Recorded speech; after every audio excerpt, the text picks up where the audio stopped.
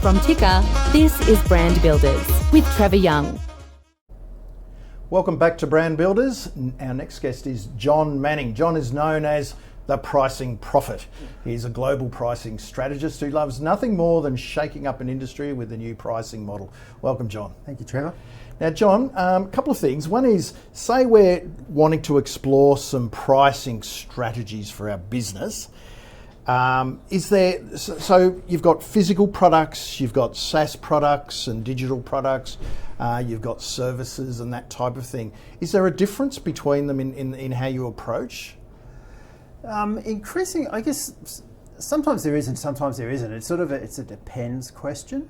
I mean, before the break, you were talking about Dollar Shave Club. Who would have thought you would buy hard, tangible goods on a subscription model 10, 15 years ago, and subscription models have just gone ballistic.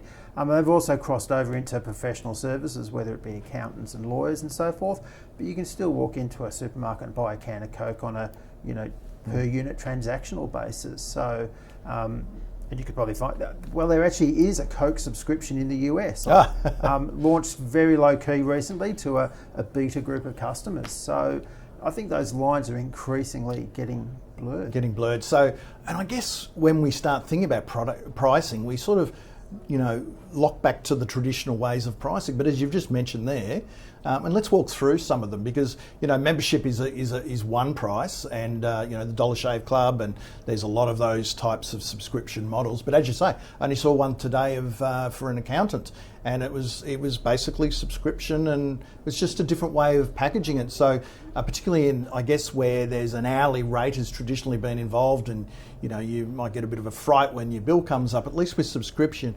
the guidelines are already, the barriers are set, aren't they? You know where you are, the parameters. There's no invoice shock, absolutely. Yeah. And that's one of the, and not all subscription models are fully enclosed, if you like. Some of them have what's known as a value metric, where there's some sort of per unit charge, whether it be for users or storage and so forth. But to your original question, I guess there's a multitude of pricing models out there. I guess the traditional one that is commonly cited is cost plus pricing, and how can you go wrong if you just add up your costs, throw in a margin, and your customer pays it, which is the big question mark. Will your customer pay for your costs and so forth? And if they're paying more because they value your product more, then you're leaving money on the table. And then we've sort of got non-linear pricing models. So your utilities, electricity, gas, phone, there's a charge for the network and there's a charge for what goes through the network. I guess we've had revenue management systems around with airlines since the 1970s, since the US deregulated the airline industry. So there's a pricing model that has gone from airlines through to hotels, through to car rental companies, through to television stations, advertising products on the networks and things like that. And sort of the dynamic pricing that we've seen with Uber and people like that has sort of spun out of that as well. I mean, the airlines were the first to do that. So surge pricing, that sort of thing. Yeah, that technology. So. Well, it's interesting though, because if you actually go back to the Great Fire of London, there were boatmen that doubled and tripled their prices to get people off of the north side of the River Thames onto the south side of the River Thames. So surge pricing's been around even longer. So everything that's old is new again. That's right, yeah. But I guess the other thing too is if we want to look at pricing from a brand perspective and the potential impacts on a brand or people's perceptions of your business, walk us through some of the things there, because it's like some people say, well, if I just jack my prices up, I'll be seen as exclusive. Is that the way you see it, or how do you look at that side of things? Well, you still need to have a good product to justify a jacked up price, if you like. And I think there's some sort of gold standards in sort of successes and failures and so forth. So Apple is obviously one of the gold standards when it comes to pricing. I've done hundreds and hundreds of workshops, and there's a section in a workshop where I'll say, right, who's a fan of this brand? And go around the room and ask them why they're a fan of that brand. And not one person puts their hand up and says, I just love their pricing. They just say, I love the features, the interconnectivity and things like that. And what Apple has really done well is to desensitise people to price and sensitise them to value. So that's a great example. And I don't know if you remember, probably around 2012, there was a farmer bro in the US who hiked up the price of a of an AIDS drug by thousands of percent overnight, and that's where it absolutely backfired. And your show's called Brand Builders, and pricing can be an important part of that brand. You can convey messaging with your brand, with your pricing around your brand, whether you're premium priced. The stack 'em high and sell 'em cheap retailers are not going to charge exorbitant. Well, you look at JB Hi-Fi or your Reject Shop Coles and stuff like that. But they have to, everything across the board that's their business model now, isn't it? So they'd be hard pressed to say, sorry, we're going to put our prices up now. Yeah. And then there's another hybrid in the middle, of course, which is Costco, where you've got a membership model which gives you access to their cheap prices, but you don't pay the membership, you can't get in. And likewise, Grange is the Penfolds Grange is at the top of the product ladder, but you're not going to find that in a run-down grocery store and stuff like that. They've got a price that positions it for its. So let's look at, say, we were talking with Louise earlier about names, and we looked at, say, professional services where there's nothing really tangible. It's more relationships and connections and knowledge and expertise. It's the invisible stuff, which makes it interesting. You deal with a lot of different businesses, big and small, and obviously also some people in that space in the professional services. How does that work for them, for example, that might be different for others? How would you approach setting, just say a company wants to review its pricing for the next year? Right.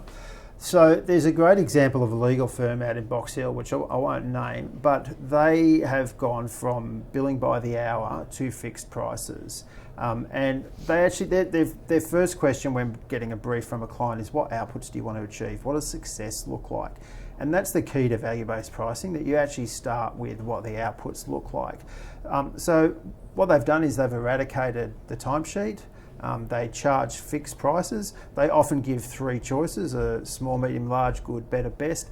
And the other thing they've done really well is they've given their pricing a name, which I think is absolutely fascinating, because it's the law firm's agreed pricing, and you can't commoditize that. So it's like a sub-brand there. Absolutely. These different levels. Purely related to their pricing, and you can't commoditize something that's not your own. Another law firm can't come and call their pricing exactly the name of their pricing, because they don't have that name. That's an interesting take on it. Yeah, absolutely. And they stick to their pricing, and they don't bill unless the customer has signed off on the pricing and is happy with the project is completed. Yeah. And so it's more about, in that respect, they have to be, if you go down that path, you need to be really ring fencing what it is you're going to be doing, because obviously in that space there's a bit of, what are they called? Creep. Scope creep. Yeah, absolutely. Scope creep. Yeah, absolutely. Bit of scope creep. And so, okay, so now we're looking at maybe digital products, for example, and that people know that, it's once it's been done, there's no extras. You're not physically manufacturing anything, and so the cost of distribution is negligible. But then they'll have in mind, well, it should be cheaper than if I bought it a hard copy or whatever. Well, you look at books, Amazon, for example. Yeah. You'd expect to pay more for a hard copy that's delivered versus a one that's delivered wirelessly. Yeah. An ebook. And there's some huge challenges. Another great example is the migration of sort of technology products from desktop applications into the cloud. And there's a lot of customer expectation that the pricing in the cloud should be cheaper than pricing on desktop, which was, cheaper than pricing on mainframes, for those who can remember that far back. A bit before my time.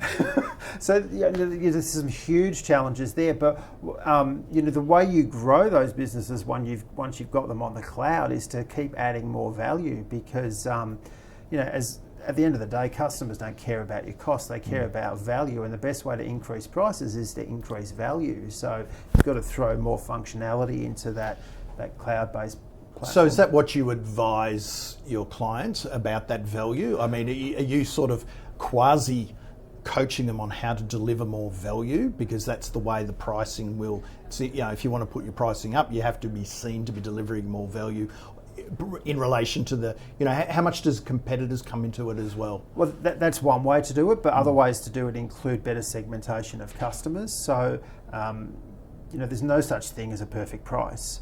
And what one person will pay for a product or service can be completely different from someone else. So that's where segmentation comes in, and you try and create those filters and fences and so forth that allow you to charge customers one price and different price to others. And if you go back to aviation again, the Saturday night stayover was a beautiful fence for airlines because no business person wanted to stay away on a Saturday night. They wanted to go home back to family and friends, but it's fine for the leisure traveller. That's what, they're taking a week off. So that's an example where you find those, fences that are going to give you segmentation between your customers, and then you could judge different segments. And what stage they're at in the journey as well. Yeah, absolutely. I guess the other part with that too, John, is that, you get some businesses are happy to put their prices online and some aren't. I mean, obviously with, in a software and a service, the moment they say ring us for a demo, or not ring, but contact us for a demo, in the chat box, and they never get back to you, but that that's going to be sky high, and that's their positioning, and maybe there's a negotiation there. That's why they don't want to make it public. Yeah. Whereas the ones that, particularly those membership based, or they've segmented, they're saying, well, we can actually ring fence these, what you're going to get for that price, and it's sort of, it takes the wriggle room out of it, doesn't it? Yeah. And again, coming back to brand, I think it's nice to actually see, this is the all-inclusive price. There's, a lot of people find it annoying that you can pick up a $20 airfare and so forth, but by the time you get to the checkout and so forth, the price has gone through the roof. And, I think that's part of a brand message, that you're all-inclusive pricing and so forth. Yep. But we've also had the Trivago case this week, where they've been found to have been showing prices that are not necessarily what the consumer is looking for, but what the advertisers, prepared to pay for. The more you pay, the higher you get up in the search results. So, I think there's people latch on to those, practices in particular industries and so forth. What are some other sort of best practices that you've seen, whether it's your clients or not, where they've taken a different approach, some innovative ways of approaching prices, like the law firm, for example? There's some that are more public than others out there that sort of catch your eye. I think a lot of people are trying to capitalise on behavioural economics and pricing psychology now. So, presenting prices, different orders, most expensive on the right, cheapest on the left. Maybe separating purchase decisions with a slider bar to drive one decision, which then drives the prices that you have access to. Decoy products, I love decoy products. Which are, please explain. Okay, so it's a product that is designed not to sell, basically, but it makes the other products look good. Maybe you might have a bundle of, you might have 5 bundles, for example. The first bundle's got 2 products in it, 3 products, 4, 5, and 6. The 6th one's got, and then there's one with the 7th product in it, but the last 2 are priced the same, and people go, well, why would I buy the product with 6 when I can get the one with the 7th product in it for exactly the same price? Beautiful example of a decoy. Yeah.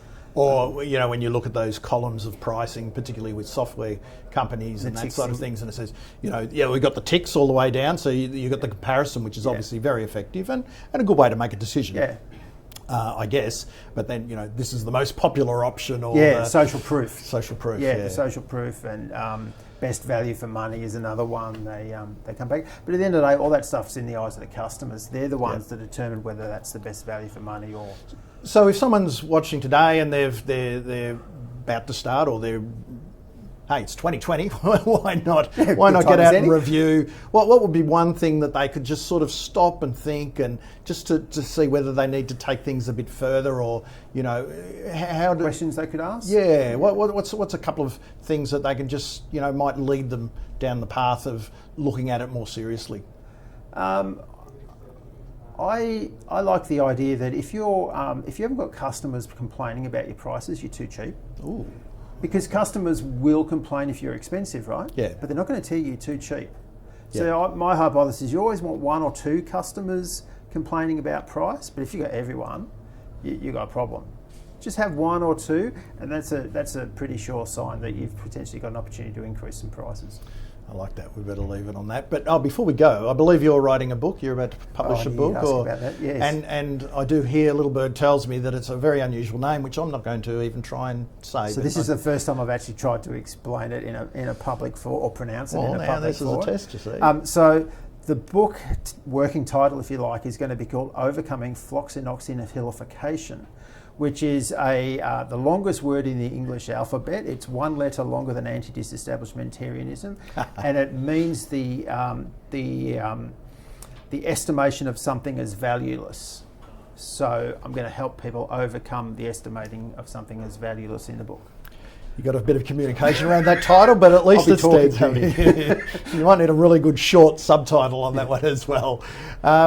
So when's that book due out, do you think? Look, I'm head deep in words at the moment. Got the first full draft, so I would hope before the mid-year. Oh, pretty good, excellent. And where can people find you? And you do coach people through this process, don't you? Yeah, PricingProphets.com, which I think the Profit with a PH. Yeah, it's a play on words. There is indeed. Excellent. Yeah. Thank you very much for coming on the show on Pleasure. Brand Builders Thanks for and sharing me. your information that you have right up the top of your head. You've